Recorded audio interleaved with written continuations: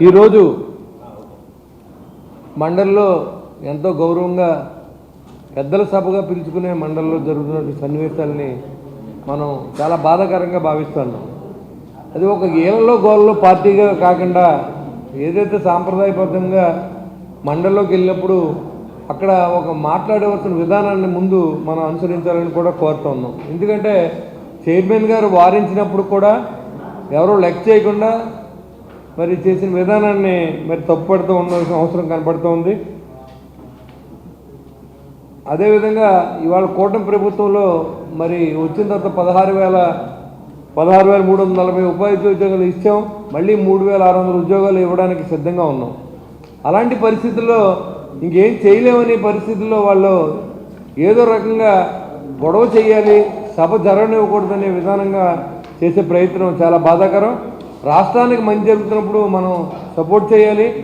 రాష్ట్ర నిధులు దుర్వినియోగం పడినప్పుడు, రాష్ట్ర ప్రజలకు అన్యాయం జరిగినప్పుడు మనం ప్రతిపక్ష పాత్ర పోషించి మాట్లాడాల్సిన అవసరం ఉంది.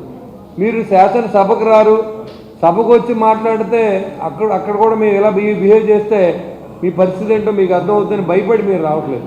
కానీ మా సభ్యులు అలా కాదు, ఖచ్చితంగా వచ్చి అక్కడ సాంప్రదాయాన్ని పాటిస్తూ ఉన్నారు. మీరు కూడా అదే సాంప్రదాయాన్ని పాటించాలని కూడా నేను కోరుతూ ఉన్నాను.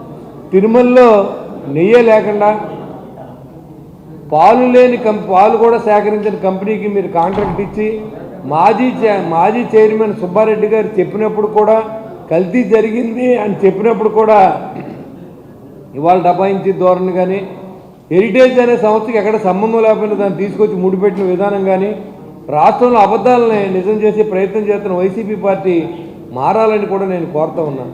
ఏళ్లలో గోళ్ళలో పార్టీగా మీరు మారకండి, మీరు హోందాగా వ్యవహరించాలని చెప్పి నేను తెలియజేస్తూ ఉన్నాను. అంతేకాకుండా ఈ తిరుమల కల్తీ వ్యవహారం మీద చర్చకి సిద్ధమని కూడా చెప్పడం జరిగింది.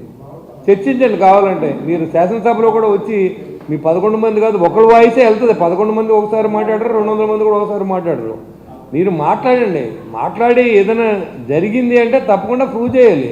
అది భగవంతుడి పైన ఉన్న నమ్మకాన్ని రాష్ట్ర ప్రజలకు పోయే విధానంగా మరి మనం చర్చించుకోవడం ఇది అంత మంచి పద్ధతి కాదనే ఉద్దేశంతో చాలా రోజులు మాట్లాడినప్పుడు కూడా ఈరోజు మీరు అడిగితే ఖచ్చితంగా చర్చకి మేము సిద్ధంగా ఉన్నాం.